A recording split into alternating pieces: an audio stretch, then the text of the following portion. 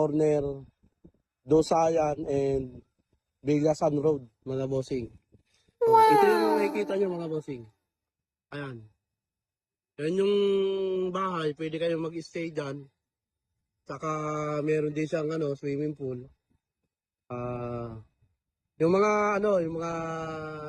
dadayo rito, pwede kayong mag-stay dito sa bahay.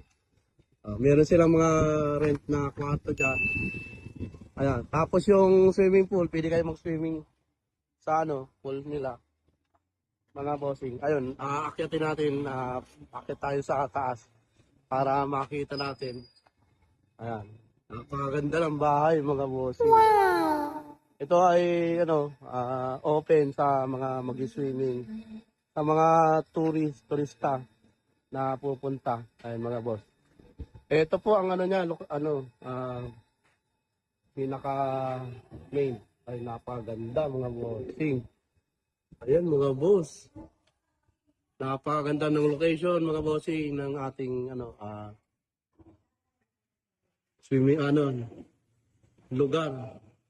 Napakaganda ng lugar, bagong-bago, mga bossing ko. Ayan. Hello, shoutout po sa inyo. Ito mga ayan, napakaganda ng lugar, mga bossing. Yung mga gustong pumunta dito sa